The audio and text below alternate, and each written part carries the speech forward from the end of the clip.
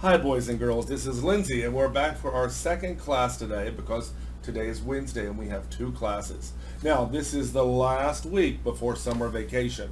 I really hope you have a wonderful summer vacation and have a lot of fun, but I also hope you stay safe. And that means stay home, don't go out too much. All right. Today, again, I want to review the stories for Unit 9. They're pretty interesting, and we haven't read them in a few weeks. So let's go back and look at Our World, Unit 9, page 156, and look at those stories again so that we can really know them very well. All right, let's start. Open your Our World, page 156. Wow, look at that. Museums are great places to visit on the weekend. You know, Taipei has many museums, and maybe this summer, because we can't leave, we can't go to many museums. But do you know what you can do? You can visit museums on the internet. You don't have to go there. All of the museums have special exhibitions. Remember, we learned the word exhibitions and exhibits online. That means on the computer. And you can visit museums in America, in England, in China, all over the world, and see dinosaurs and art. How? Well, you can find their website online. And they know because of COVID-19, boys and girls can't visit a lot of museums now. So they said, well, if people can't come here, we can put everything on the internet. So you can visit and see many exciting things. Ask your parents to help you find some museums online. Okay, we're reading the story. Museums are great places to visit on the weekend. They teach us about the world in fun ways. It's more fun to learn in a museum. Many museums have special exhibitions for children. Other museums are all for children. That means if you're an adult like me, they don't let you go in the museum. No, that's not true. We can go in the museum too. But they made that museum to help children learn. So children's museums are always fun. Sometimes museums are boring because they're not for children. Maybe some boring art museum or some boring science museum. But children's museums are really cool. You can try things and touch things, play things. So maybe you can ask your parents to help you find some children's museums online. All right, let's read the story. Are these dinosaurs escaping from a museum? Look at the picture. Are they escaping from the museum? At the Children's Museum in Indianapolis, USA, there are giant models of dinosaurs outside. Now, when we reviewed the vocabulary, and I said models, I said airplane models, car models, but it can be other things. For example, a dinosaur model, right? Now, these are giant dinosaur models, okay? So let's read. Some of them are running away, and others are looking in through the window. Now, it looks a little scary, but they're just models, just to be fun, right? In one exhibit, remember I told you a museum has many exhibits? In one exhibit called National Geographic Treasures of the Earth, you can learn a lot about the history of Yonghua. No. The history of Egypt. I told you Egypt is a very old country. It's in Africa. You can go to Egypt and you see a lot of deserts and camels and the pyramids. And this exhibit was made by National Geographic. National Geographic is the magazine, the company, the people who wrote this book. So they're telling you about one exhibit they have in the Children's Museum. And it's called,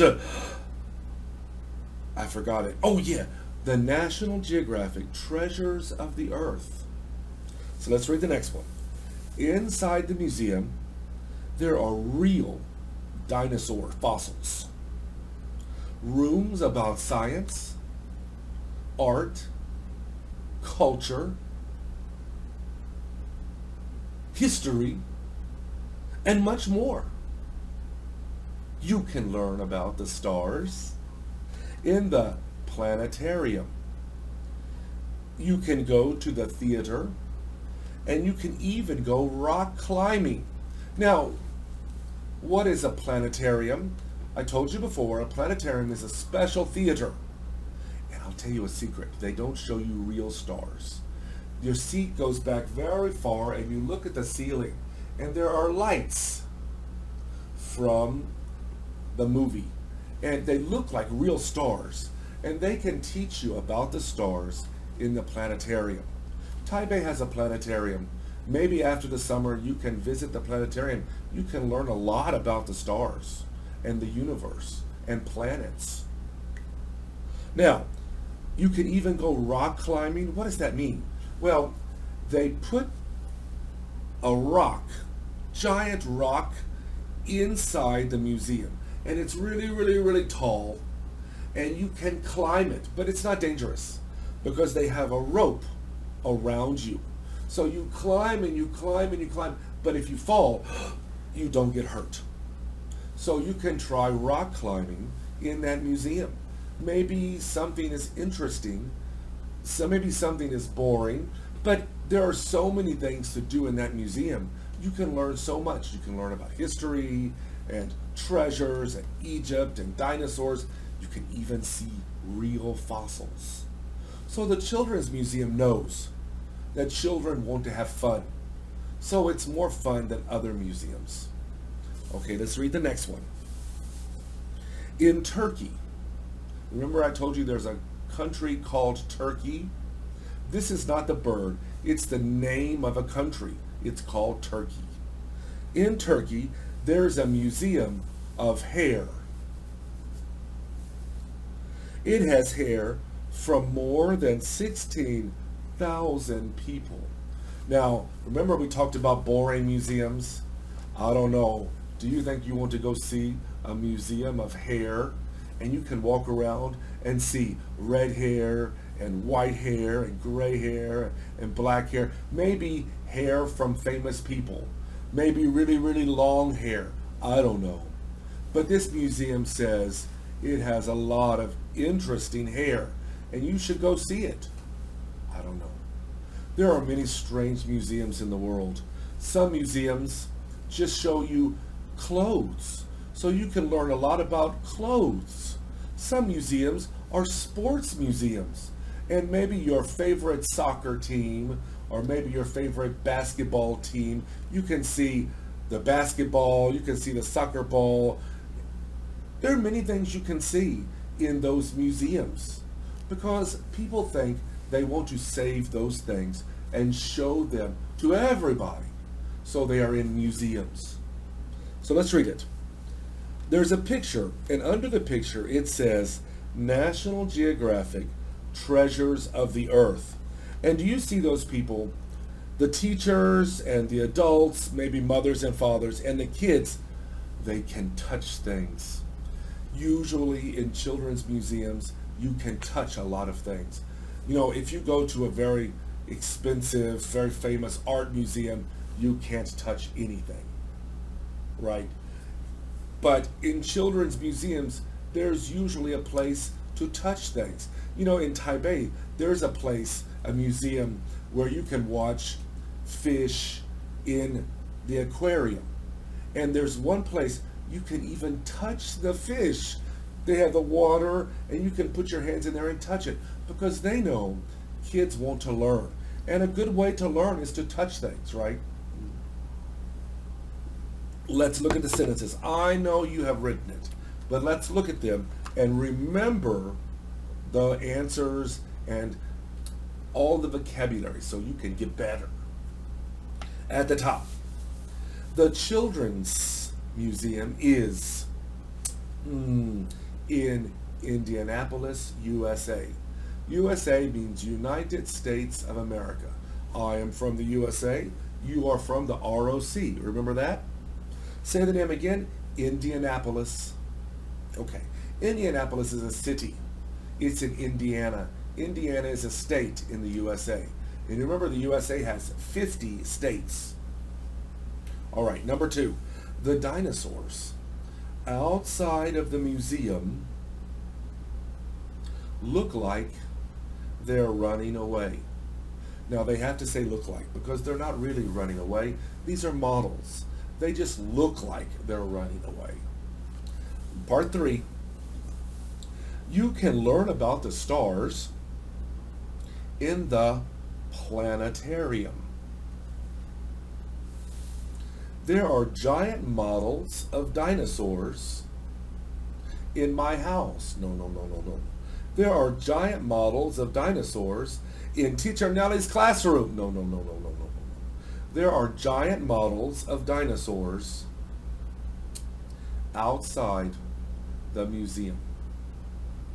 You know, they put the models outside because, you know, wind and the rain, if they put real dinosaur fossils outside, the wind and the rain would hurt them. They would break them. So the real dinosaur fossils are inside the museum, and the models are outside the museum. All right. You can go to the theater, and you can eat popcorn. No, no, no, no, no. You can go rock climbing. Who wants to try that? I don't think I want to try it. You need to be very strong. Do you have strong shoulders? If you have strong shoulders and a strong back, you can climb that. Okay? So the rock climbing, and I told you it's not dangerous. They will put a rope around you so that if you fall, you don't get hurt. All right. So at the bottom, let's read. I went to a toy museum today. I told you there are many strange museums around the world. I went to a toy museum today. So what do you think you'll see in a toy museum? Well, probably really old toys. Probably toys that your mother, grandfather, great-grandfather, great-grandmother, toys they played with a long time ago. Maybe really old toys, maybe 5,000-year-old toys. So if you go to that museum and you're interested in toys, you can walk around and see some really cool toys. So that's interesting. What did you see? Well, I saw a really old doll. I saw some model airplanes. So all of the things that you think you might see in a toy museum. All right. So we've looked at this. I want to turn the page. There's another story on page 159. It's 158. It's not very long. Let's review this story again. At the top, my perfect English teacher. No, no, no, no. My perfect weekend. Now, if we were in school right now, I would probably ask you to write a story about your perfect weekend. And I told you before, it doesn't have to be real. You could tell me all the wonderful things you wish you did on that weekend. Maybe your perfect weekend, your family went to Japan. Or on your perfect weekend, you stayed home and played video games all weekend. Or maybe your perfect weekend is you eat all the candy in 7-Eleven. I don't know. So let's read about this kid's perfect weekend.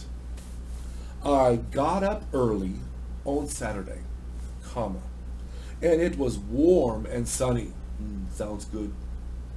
First, I ate my favorite breakfast, a bowl of yogurt, honey, and nuts. You know, in America, we often eat cereal, and you will put milk in the bowl with cereal. But in some countries, they take a bowl and they put yogurt, some honey, and some nuts, and they eat it like that. Even yogurt with cereal is yummy too. It's a very healthy breakfast, right? That is his favorite breakfast. So that's why he's telling you this on his perfect weekend. Now, maybe your favorite breakfast is ham and eggs or bacon and toast. So if you wrote your story, you would tell me what your dream breakfast would be. I know you want to eat pizza for breakfast. That's okay. It's your story. I don't care. Okay, let's read it. After that, I went fishing with my friend Ildiria. Now, this name is hard for me to say because it's not English. I really don't know that name.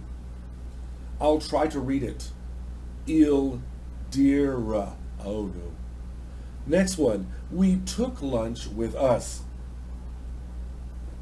That means before they left, they took a paper bag and they put their lunch and they took lunch with us. Maybe you and your brother go to play basketball and you want to play basketball all afternoon. You want to play basketball afternoon. I said it again. All afternoon. So you take lunch with you. You take a paper bag, or maybe you take a lunchbox, and you put some sandwiches and an apple and maybe a box of juice or a carton of juice. And when you're playing basketball, play and play and play. And then at lunchtime, you can sit down and eat your lunch and rest a little bit and then play again. So that's what they did. They took their lunch with them, so they don't have to go home to eat lunch. Let's read it. We were out all day. In the evening, I watched TV with my brothers. So he left, he took lunch, he played with his friend all day, and in the evening he went home and watched TV. Sounds like a pretty good weekend. Next one. On Sunday, we didn't get up early. I read my comic book in bed. Next, we got ready to see my favorite soccer team. So Sunday night, in many countries, teams will play soccer, and it's on television. Wow, if you're lucky, maybe you can go to the stadium and watch it. We went to the stadium. My team won, of course, because that's his perfect weekend. If his team didn't win, it wouldn't be a perfect weekend. We sang and shouted a lot. It was a fantastic weekend. So this kid described something he did. He described an event. And he talked about first and next, and then he's telling us what happened first, what happened next, and what he did then. And you would write the story the same way. And if you look at this, all of these sentences are in past tense because he's telling you about something that happened before. Okay? I'm going to stop there, and on Thursday, we'll try to review some more from Our World. Bye, kids. Remember, if you have not finished the writing that I told you to send to me, you need to email me. I'm waiting. Bye-bye.